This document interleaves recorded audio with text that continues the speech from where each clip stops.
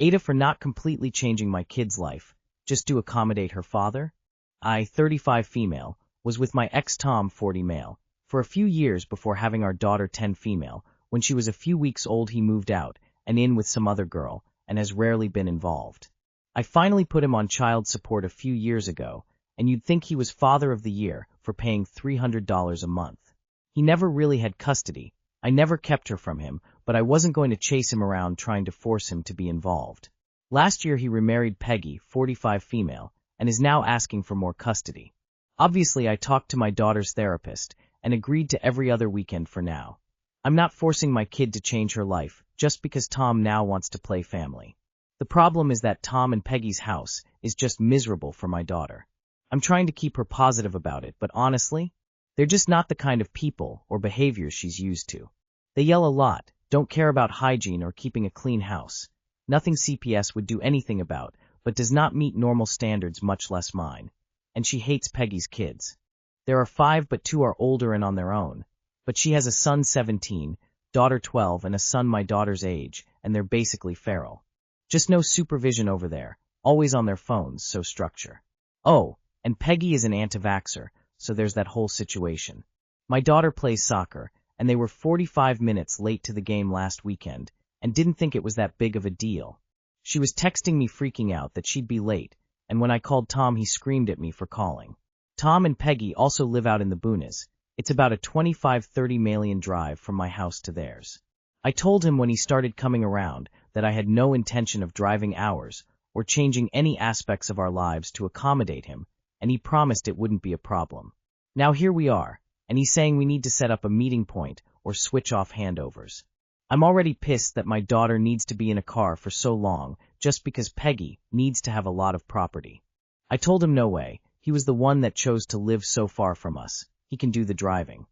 Finally, his most outrageous request has been to take my kid out of her school. She got into our district's competitive magnet school. It's not easy, and we both worked hard for it. Me just filling out the forms and setting up meetings, she got in on her own merits. Tom says that his stepkids, that apparently he's adopting by the way LL, are jealous of what my daughter gets to do at school, and he wants to enroll her in their public school. Not happening.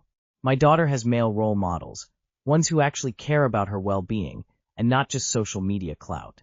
Tom can say he'll go to court, but I'll believe that when I see it. He has no gumption, and honestly I doubt a judge would side with him anyways. I have always had full custody, have never kept her from him, but need to stick up for my kid. But does that make me the AH? Stop these visits, lawyer up. Your daughter isn't happy going there, what are you doing? Make sure you tell the school he is not allowed to move her out. My ex did that while he had the child in August, and just brought her to the new school the first day, then told me. Talk to your lawyer. He can't just swoop in now and start demanding changes to your systems. It's causing your daughter distress. Have her discuss with her therapist if she has one. Good luck, and good for you keeping your little girl stable and safe. Not the asshole.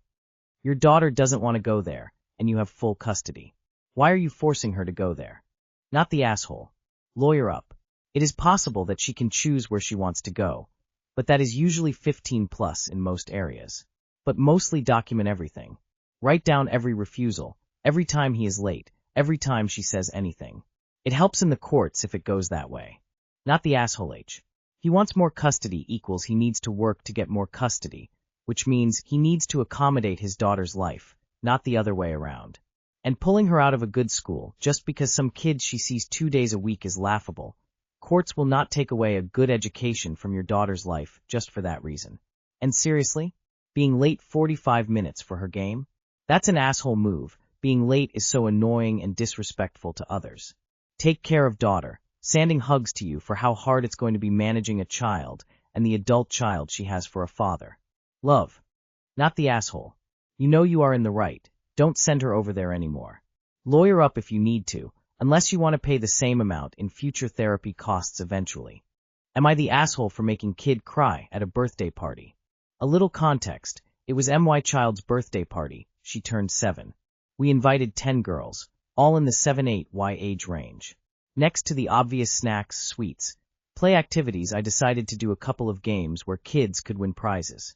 We did 8 games like bingo, pin the broom, etc., and had 8 prizes. It was a drop-off, but parents were welcome to stay if they wanted. One girl whose parent wasn't there was having a hard time every time she lost/didn't win. I comforted her, all the girls did, and my daughter even gave her a little toy of hers to keep. Overall, it was a fun party. The next day I talked to the girl's mom, who is a close friend of mine, and asked her if her daughter had a good time and if she was okay, mentioning that she had a couple of meltdowns. The mom asked me if there was a prize for every girl, and I said no, just 8 for every win. But of course there were party favors at the end of the party. The mom was a little upset, but nothing too bad, and I thought that was that. Then after I canceled a playdate, she texted me that I have made her kid upset/cry twice this week. Needless to say, she was having feelings about it. I met up with her and told her that I'm not responsible for her child's reaction or feelings. She disagrees. It was my choices of not having a prize for every kid that made her upset, and that was not okay. I think she wants an apology from me, but I'm over here just thinking, in what world is it okay to blame your child's feelings on someone else? She also said that it was supposed to be a fun time for her, but now she got a lesson on winning/losing from me, and it wasn't my job because I'm not her parent. I'm just .wow.no words. More info. Canceling the playdate was unrelated to this. Hence she texted me after canceling the playdate, "You've made her cry twice this week." And 6 out of the 11 girls won a game. Girls started crying after round number 2. Cried every time she lost until my daughter gave her a prize somewhere around round 5-6. Not the asshole. At 8 years old, if she is expecting to win every activity she takes part in, life is going to be very challenging. It's not your failure as a party planner. It's her fault for not having realistic expectations ever set for her child. Not everyone is going to get a prize, but the number of prizes offered was unfortunate. It means almost all kids won a prize, and only a few did not. It probably would have been easier to accept if there were only a couple prizes offered. The child was young, so it's understandable that she got upset. The mom should know better, though. Well, now you know why the little girl was having so much trouble regulating. She isn't receiving any help with processing hard emotions. Not the asshole, but that mom is. Not the asshole. I recommend watching the episode of Bluey called Pass the Parcel. It's this exact topic, edited to correct exact title. They really need to watch the Pass the Parcel episode of Bluey.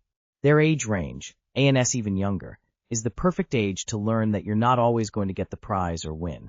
This child has been raised with participation prizes and will be ill-equipped to deal with losing when it comes to actual competitions/games when she gets up older. Not the asshole. Oh man. This is where entitlement starts. At 7-8 years old, kids should already be taught they may not get a prize when they don't win. It's not like the child went away with nothing, they just didn't win. Mom should understand that people have lives and things come up. Not the asshole, and you didn't make the kid cry. This is a lack of teaching good sportsmanship and understanding that sometimes things don't go your way. Am I the asshole for selling the concert ticket I bought my friend because she can't pay me back? I, 19F.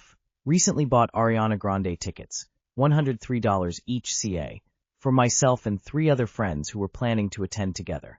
Friend 3 was iffy about paying me back because her initial budget was $80.90. F3 asked if she could pause paying me back because she didn't have $105 to give me. She had $1,000 in her spendings this July, and I know that she spends $20 lunch daily. We had a plan established since the pre-sale was announced, so I don't understand why she wasn't prepared to pay. I offered for her to pay me $20 for 5 months. She said she could try to do that. I bugged her about paying me multiple times, and she said she'd pay me when she got home. I never got $20. Yesterday, one of my friends who lives in CO was unable to get tickets, and I told her that I had a ticket that was still unpaid for. One of the first things I told F3 was that I'm reselling if she can't pay, but I didn't explicitly tell CO I was reselling. CO offered me $200 for the ticket. I won't upcharge her, and I told CO I'd likely sell the ticket if F3 is unable to pay/provide me an explicit payment plan. I text F3 telling her I'm uncomfortable with her owing me so much money without telling me how she's paying me back. She misunderstood me on receiving payment and took it personally, like I'm choosing CO over her. Context: F3 and I are BFFs. We went back and forth for 5 hours. She kept contradicting herself, saying she could pay me $50 now and $50 next month, because she doesn't want to see herself spend $100 in one sitting since she feels bad spending $100 in a day. I asked her where the $50 is coming from since earlier she told me she even have that money, and she ignored that. I kept asking her for an actual payment plan I could trust her to do, but she kept dodging my questions. I ended up telling her that because she couldn't give me a definitive answer, I felt more comfortable taking CO's upfront payment. She called me unfair because I gave her a day to pay, but we had this planned for like 3 weeks. Her thing about not paying me the whole amount I paid for tickets is that she doesn't want to see $100 come out of her bank account when I spent $400 plus on tickets. I'm a student unemployed and partially paying my own tuition. Anyway, I just want opinions on what I should do or say to her. This is still going on, and I completely understand where she is coming from too emotionally, but I'm confused. Currently, her last message says she's confused about me selling the ticket because she told me she could pay me back. But when I asked her countless times how she's doing that, she failed to answer, and her response to her payment plan changed every time I asked. F3 is going because of FOMO. She doesn't like Ari and her new album, which the tour is centered around. While I believe she'd eventually pay me back, I also believe she'd cut corners to pay me back and just delay the payment in general. I spoke to friend 2 about this and she agrees, but I just still feel bad and don't want to lose a friendship over this. Not the asshole. You gave her weeks, offered payment plans, and she kept dodging or changing her story. You're unemployed, not a bank, and it's not your job to cover her FOMO when she spends $20 on lunch daily, but can't pay you $100. Selling the ticket to someone reliable isn't choosing CO over her, it's choosing your peace of mind. If she really wanted it, she'd have paid by now. If the friendship can't handle you asking for basic accountability, that's on her. She was never going to pay you for the ticket. You did the right thing. In the future, she pays for her own stuff up front. If you do not have a future with this friend, because of this, that's okay too. You know the type of person she is. It's your choice to continue to hang out with her, or not. Not the asshole. I'd usually be understanding with my friends, especially if we're close, but this sounds like she didn't want to pay anything at all. If her original budget was $80.90, then she should at least be able to cover that amount straight away, no? And pay you the rest ASAP. The fact that you didn't even get $20 makes me think she only wants the ticket if it's basically free. Jesus, I'm glad I'm not a teenager anymore. And what kid is spending $20 for lunch every day? Anyway, you gave her multiple chances, and she never really came through. She lost the chance at the ticket. End of story. Not the asshole. Friend 3 is a jerk and should immediately pay you back. Sell her ticket. You might be the asshole to CO if you make a profit on it. Every 5 months. You gave her a 2-year plan. Also, if someone can't cough up 100 to see Ari, they didn't want to see her. Am I the asshole for drunkenly ignoring my parents after my mom called me fat on my birthday? So my parents invited my partner and I on a holiday for my birthday. They paid for the room. I haven't spent a birthday with them in years, as I've been living abroad. I've spent the last couple weeks back home as my partner and I are traveling right now, and things with my mom were better than usual. I had been really trying to bond with her. Teach her yoga, communicate with her my boundaries, help more than usual around the house. She has a history of commenting on my weight too much. She has her own weight traumas. I'm not obese, just a bit overweight. Fast forward, night before my birthday. We're all out having a nice time salsa dancing, waiting for midnight. I tell her I've lost my favorite orange skirt. She proceeds to respond with, "Oh well, didn't you see how fat it made you look in your cousin's Instagram video?" This threw me. It's my favorite skirt. She grabbed a nice family memory, made it negative, and made me feel watched and judged. I proceeded to get immaturely drunk and ignore them and ask them to leave before midnight. My mom apparently had a panic attack and went to the hospital. This isn't the first time she's had a panic attack because I mistreated her. My stepdad has told me I need to try harder with her, and I fucked up by reacting that way. So Reddit, am I the asshole? Edit update. Found my skirt. Hotel lobby had it. They apparently called the room, and someone answered and said it wasn't the room's. I'm not going to read into it. Thank you everyone for all your comments. This has been a wake-up call looking at some suggested links and figuring out how to establish the correct boundaries with some professional help. I've never posted here before. Having internet strangers give their perspectives was oddly extremely helpful. Thank you. Imagine insulting your child and then faking a panic attack when they react to it. LOL. Mom is very dramatic. Not the asshole. Not the asshole. She chose your birthday to make a cruel comment about your body, knowing it's a sore spot, then played victim when you reacted. Yeah, getting drunk and ignoring them wasn't the healthiest move, but you're not wrong for being hurt and setting distance. Your stepdad saying you need to try harder ignores the fact that she needs to stop tearing you down. Not the asshole. She puts you down because she is extremely insecure. Then you rightfully ignored her, and she decided to throw herself a pity party with a panic attack. Classic Darvo. Not the asshole. You don't owe anyone perfection in handling insults. If your friend had said that to you, you'd be pissed and tell her to not let the door hit you where the good Lord split you. Not the asshole. Not the asshole. Your mom is cruel and rude.